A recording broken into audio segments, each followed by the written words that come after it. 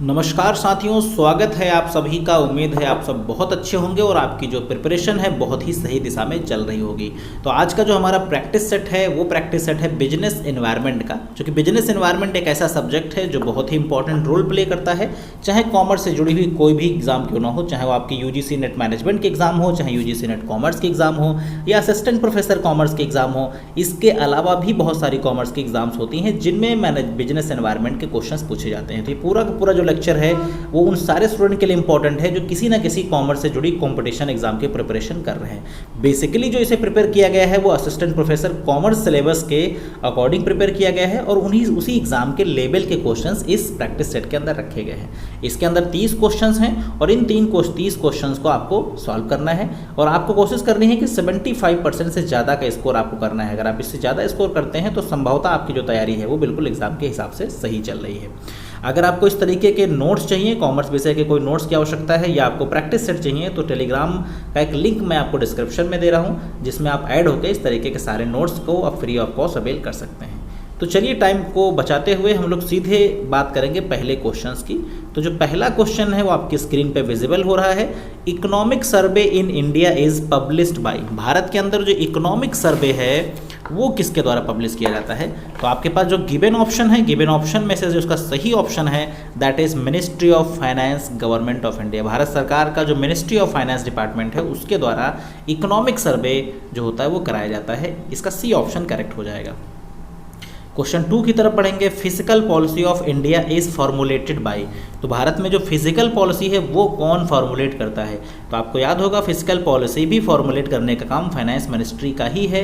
इसमें भी किसी दूसरी ऑर्गेनाइजेशन का रोल नहीं है। फाइनेंस मिनिस्ट्री इसका सही ऑप्शन हो जाएगा। क्वेश्चन नंबर 3 की तरफ बढ़ेंगे। कहा गया if we deduct grant to state for the creation of capital asset from the revenue deficit we arrive at. यानी कि if we deduct grant to state for creation of capital asset, यानी कि जब हम लोग क्या करते हैं, जो हमारे पास ग्रांट होती है उसमें से अमाउंट डिडक्ट करके कैपिटल एसेट क्रिएट करते हैं और फ्रॉम द रेवेन्यू डेफिसिट, यानी capital create from revenue deficit, जो हमारे पास रेवेन्यू डेफिसिट है उससे भी हम कैपिटल एसेट क्रिएट करते हैं। तो इस पोजीशन को हम क्या बोलते हैं? इसे बोलते हैं इफेक्टिव रेवेन्यू डेफिसिट। ये इसका सही ऑप्शन हो जाएगा। इस क्वेश्चन में कंफ्यूजन ना हो तो आप क्वेश्चन की लैंग्वेज को फिर से समझने की कोशिश करिए। If we deduct grant to states for creation of capital asset from revenue deficit, यानी कि हम लोग क्या कर रहे हैं यहाँ पे, हम लोग basically creation of capital asset कर रहे हैं। इसलिए कर रहे हैं ताकि हमारा जो इफेक्टिव रेवेन्यू डेफिसिट है वो मेंटेन हो जाए, यानी वो चीज़ हमारी मेंटेन हो। इसका सही ऑप्शन डी होना चाहिए। क्वेश्चन नंबर 4 में है which of the following is the largest item of expenditure of the government in India on revenue. तो रेवेन्यू पे भारत सरकार का जो सबसे बड़ा आइटम है वो कौन है? तो वो सबसे बड़ा आइटम है इंटरेस्ट पेमेंट। भारत का डिफेंस सब्सिडी और पेंशन से भी ज़्यादा का इंटरेस्ट जाता है, यानी भारत सरकार ने इतना ज़्यादा विदेशों से लोन ले रखा है कि उसके ऊपर हमारा जो इंटरेस्ट है वो सबसे ज़्यादा खर्च होता है हर साल। इसका डी ऑप्शन करेक्ट होगा। क्वेश्चन 5 की बात कर लेते हैं। Which of the following is a capital receipt in government budget. Government budget में इसमें से कौन सा कैपिटल रिसिप्ट है? तो burrowing of government from public. अगर गवर्नमेंट पब्लिक से बारोइंग करती है तो वो उसके लिए बेसिकली क्या है, वो उसके लिए कैपिटल नेचर की रिसिप्ट है। इसका सी ऑप्शन करेक्ट होगा। क्वेश्चन नंबर 5 के बाद क्वेश्चन नंबर 6 की तरफ बढ़ेंगे। Equity in country can be best broad throw. कहा गया इक्विटी इन कंट्री जो है वो किस से लाई जा सकती है?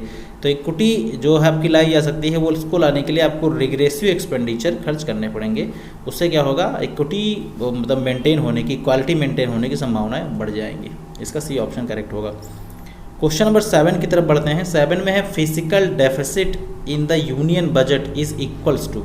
यूनियन बजट के अंदर जो फिजिकल डेफिसिट है वो किसके इक्वल है?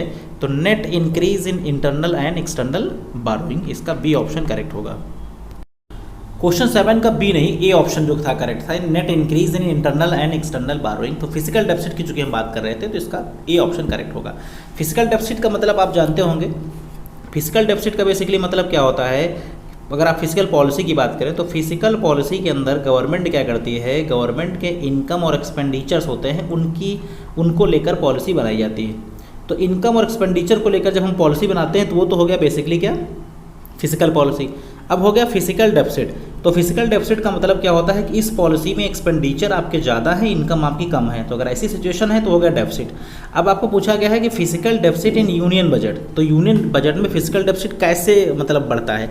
तो अगर नेट इंक्रीज होगा इंटरनल और एक्सटर्नल बारोइंग में, अगर हमारी बारोइंग ज़्यादा होंगी तो यदि बारोइंग का मतलब क्या हो गया, बारोइंग जब ज़्यादा हो जाएंगी आपकी तो आपका जो फिजिकल डेफिसिट होगा वो क्या होगा, इक्वल हो जाएगा, क्योंकि आपके खर्चे ऑलरेडी पहले से ज़्यादा हैं और अगर आप बारोइंग ज़्यादा कर लेंगे तो उस एक्सपेंसेस के बराबर कर लेंगे, तो इसका मतलब क्या है, ये फिजिकल डेफिसिट हो जाएगा।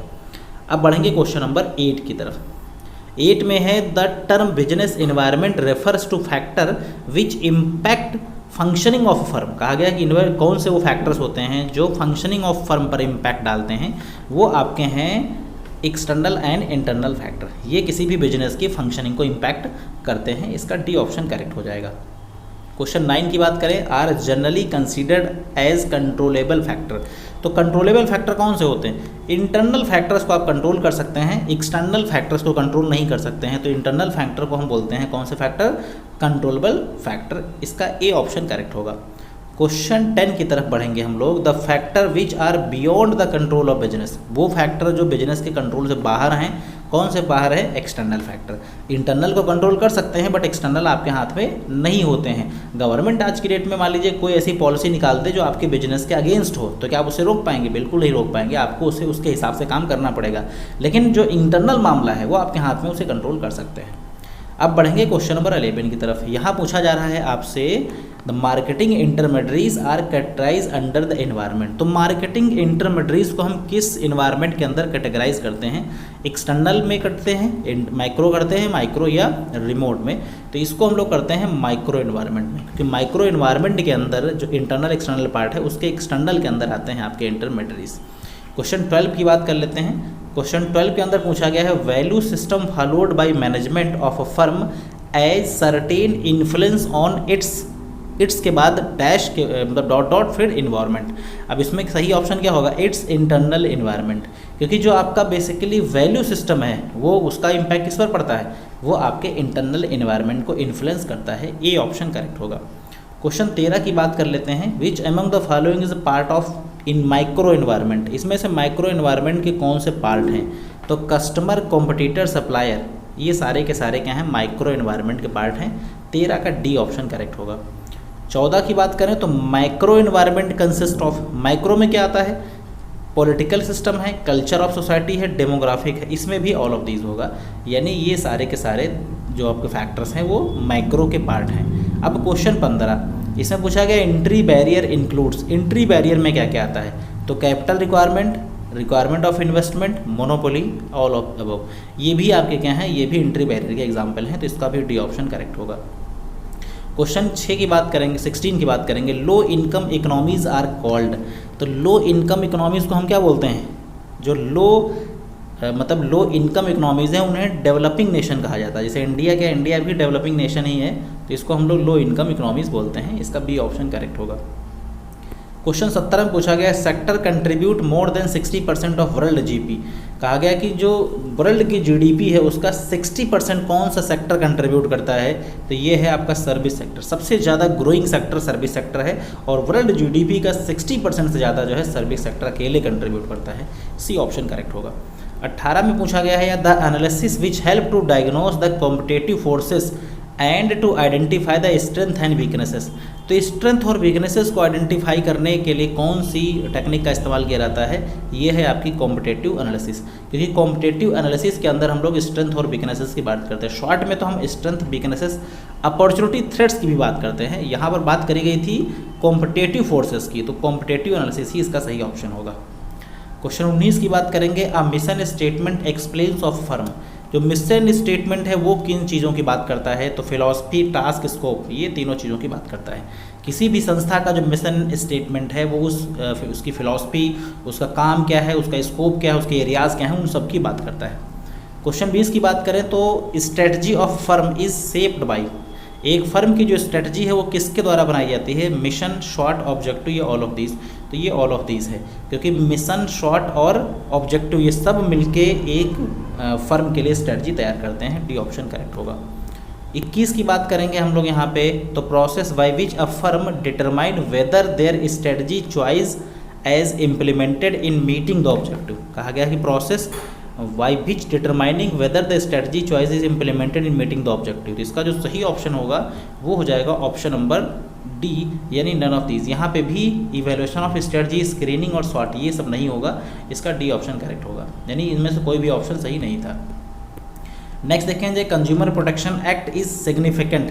कंज्यूमर प्रोटेक्शन एक्ट जो है सिग्निफिकेंट किस वजह से है? तो ये सिग्निफिकेंट है इमूवेबल गुड्स में, मूवेबल गुड्स में, पार्टिकुलर गुड्स और सर्विसेज में, ऑल गुड्स एंड सर्विसेज। का डी ऑप्शन करेक्ट होगा, क्योंकि जो बेसिकली आपका कंज्यूमर प्रोटेक्शन है उसमें सारे गुड्स और सर्विसेज को कंसिडर किया जाता है as per given option.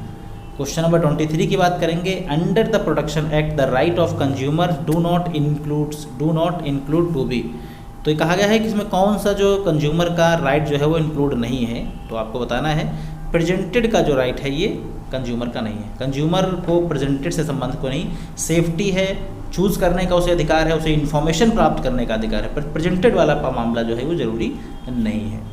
Question 24 की बात कर लेते हैं, when the seller manipulate the price it is known as. जब कभी सेलर प्राइस को मैनिपुलेट करता है उसे हम क्या बोलते हैं? उसे हम बोलते हैं रिस्ट्रिक्टेड ट्रेड प्रैक्टिस, यानी when seller manipulate the price. जब सेलर मैनिपुलेट करता है आपका प्राइस तो उसे बोलते हैं रिस्ट्रिक्टेड ट्रेड प्रैक्टिस। ऐसी प्रैक्टिस जो रिस्ट्रिक्ट की गई है बट उसने ऐसा काम किया। सी ऑप्शन करेक्ट होगा। क्वेश्चन नंबर 25, इसमें है a foreign currency account maintain by bank abroad is it's. तो जो फॉरेन करेंसी अकाउंट है वो एक बैंक जो अब्रॉड है उसके द्वारा मेंटेन किया जाता है। इसका ऑप्शन जो सही होगा वो क्या होगा? नेस्ट्रो अकाउंट, NOSTRO, ध्यान रखिएगा, NOSTRO जो अकाउंट होता है ये मेंटेन होता है आपका अब्रॉड, बेसिकली मतलब विदेशी बैंकों के माध्यम से। 26 की बात करेंगे, the market forces influencing the exchange rate are not fully operational under. ये क्वेश्चन थोड़ा सा आपको मुश्किल लग रहा होगा। The market forces influencing the exchange rate are not fully operational. तो कहा गया है कि जो मार्केट फोर्सेस हैं जो एक्सचेंज रेट को इन्फ्लुएंस करते हैं वो फुल्ली ऑपरेशनल नहीं है। इसका जो सही ऑप्शन होगा वो होगा फिक्स्ड एक्सचेंज रेट सिस्टम। ये इसका आपका सी ऑप्शन होगा, क्योंकि फिक्स एक्सचेंज रेट सिस्टम में मार्केट फोर्सेस का काम नहीं होता है। क्वेश्चन 7 की बात करेंगे, according to the classification by IMF currency system of India falls under. यानी भारत के अंदर जो करेंसी सिस्टम है वो IMF क्लासिफिकेशन के अकॉर्डिंग क्या है? तो वो है आपका मैनेज्ड फ्लोटिंग। इसको हम क्या बोलते हैं? Managed floating. ये ऑप्शन करेक्ट होगा।